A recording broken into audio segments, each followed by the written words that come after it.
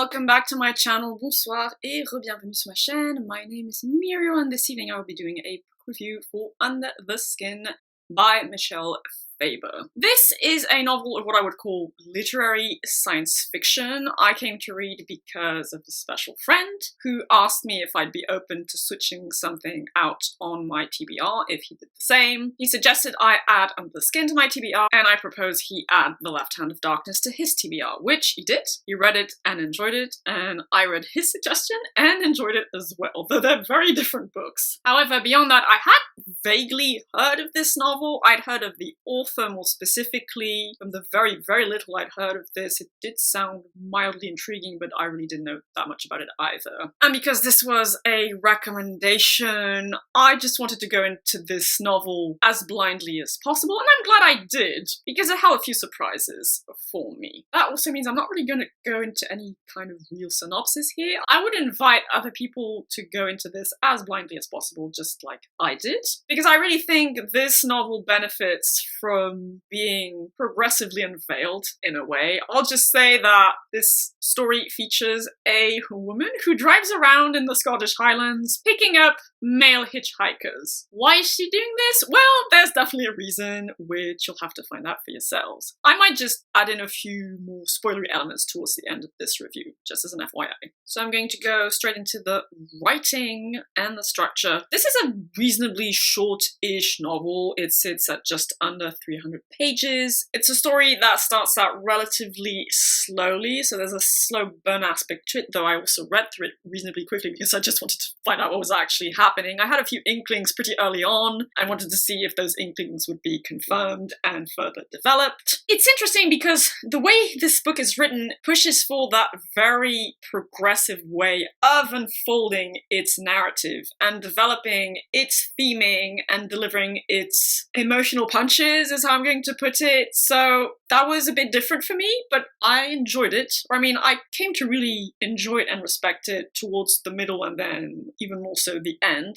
of the book. It's also told in limited third-person point of view. You are centered on this main female character called Icily, and she slowly unveils what's actually going on to you as she's revealing the particularities of her life and her person. From a more stylistic point of view, it was quite beautiful at times. Again, not so much in the beginning, where it's more dialogue heavy, though the author had no issue conveying different dialects and accents through the different hitchhikers, which are picked by the main female character. There are also a few science fiction-y, world-building-y words dropped here and there, which, well, helped me to figure out pretty early on that, yeah, that's what's going on, right? And my hunches were confirmed pretty quickly after that, but I like those little breadcrumbs the author spread there in those first pages. But otherwise, some of the descriptions, some of the more thoughtful, thematically linked passages were quite beautifully written. There was a certain lyrical quality to the prose, and it all amounted to pretty atmospheric storytelling, which was definitely helped by the Scottish Highland setting and the nature-based imagery. So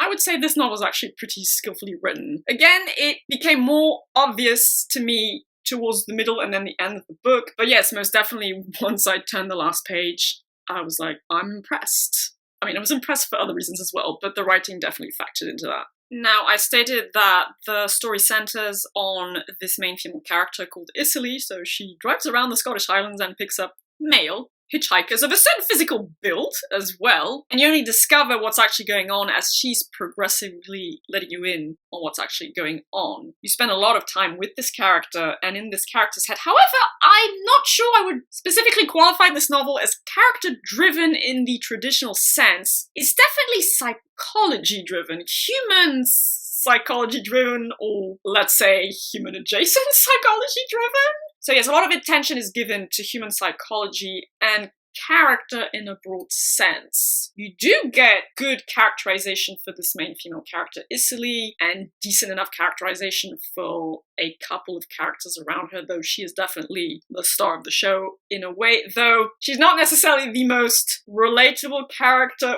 for a very specific reason to do with core aspects of the story, which I do not want to spoil. And at the same time, she is relatable, at least perhaps to a certain type of person, certain category of people. So yes, a character that was hard to grasp at times, but at the same time was fairly relatable to me for specific reasons to do with some of the thematic messaging present in the novel. There is a good exploration of character in a broad sense. Like I said, you do learn about the main female character. You see her go through interesting changes and stages of growth in her character arc. Ultimately, however, I think the general characterization in this novel really helps to prop up the theming specifically. It's fairly balanced overall, but that's why I really wouldn't specifically qualify it as character-driven as such. The characterization is good and it's there, but it's meant to prop up something else, in my opinion. So I'm going to do the theming before the world building, because I'll get into slightly more spoilery territory in the world building.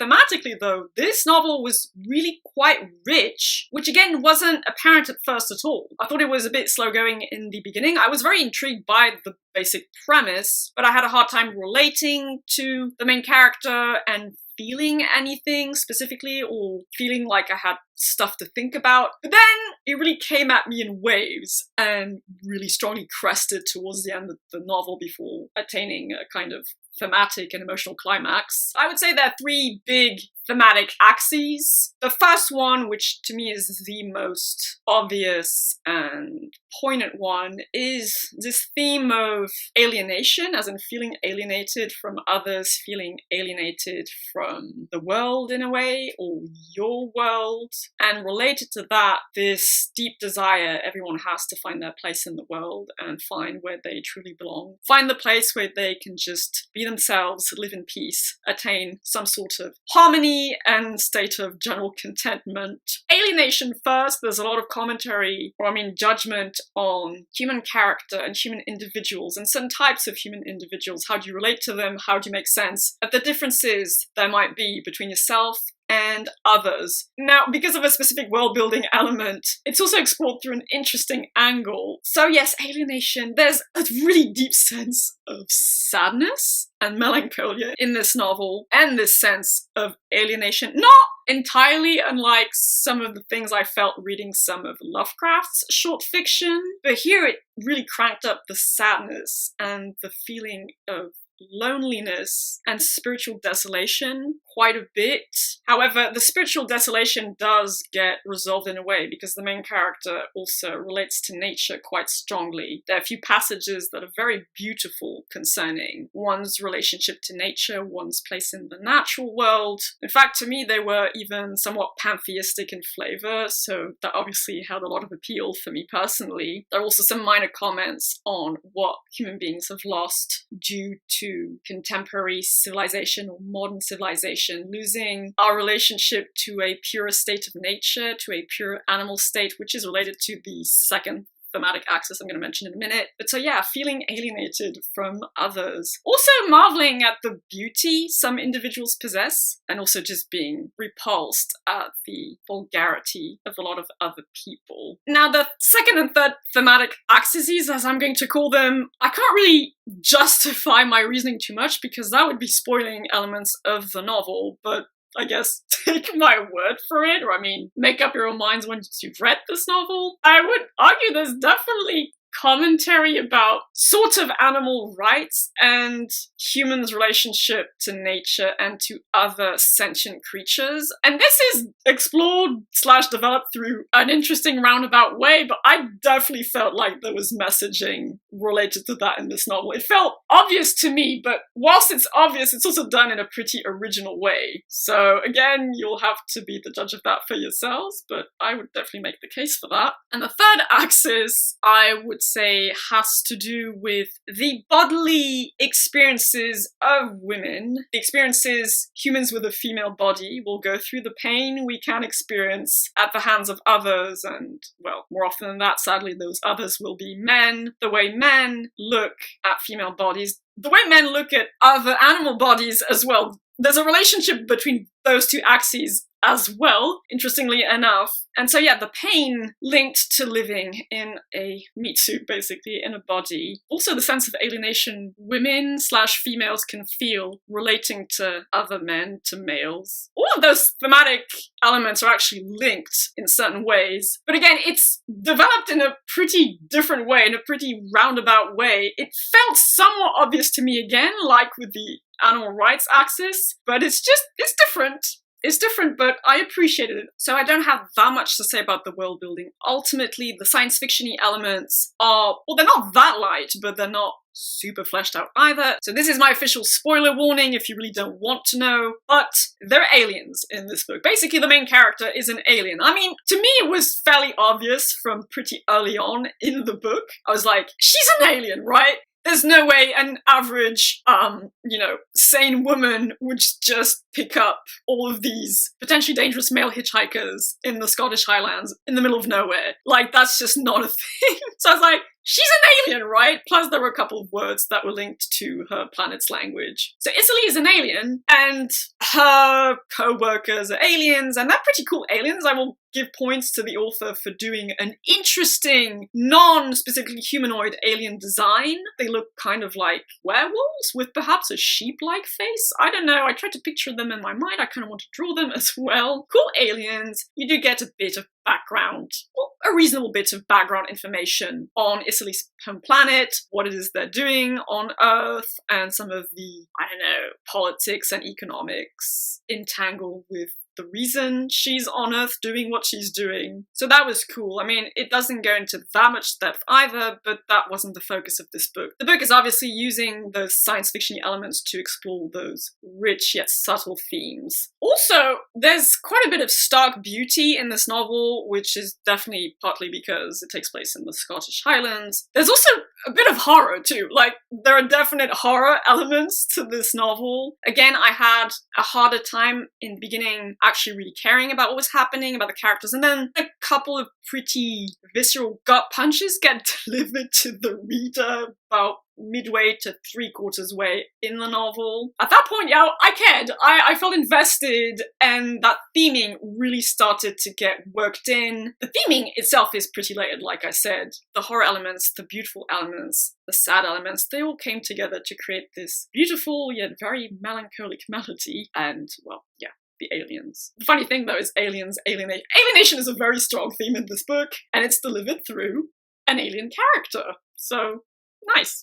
So in conclusion, I actually gave Under the Skin a 7.5 out of 10. I was really impressed, especially by that ending. Immense respect for the ending, and, well, I didn't quite cry, but a couple of tears did run down my face when I finished the book.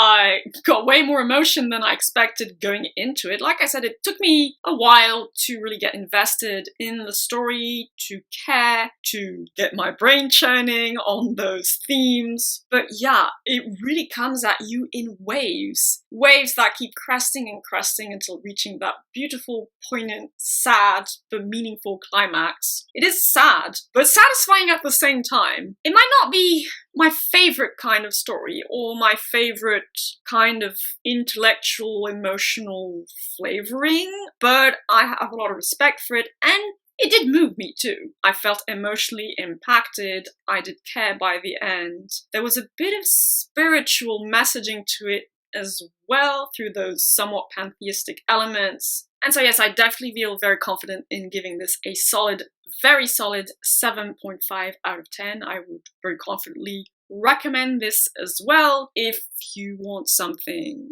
in the loose category of more literary science fiction. This is definitely worth one's while. A very, very warm thank you to this special friend who recommended this to me. I'm really happy I read it. So that concludes my review for Under the Skin by Michelle Faber. I hope you found it interesting, informative, entertaining, whichever. If you've read it and want to share your thoughts about it, please feel free to do so. But in the meantime, I hope you all have a lovely day, evening, or whichever time of day you prefer. Do take good care of yourselves, and I shall see you all reasonably soon in another video. Bye-bye!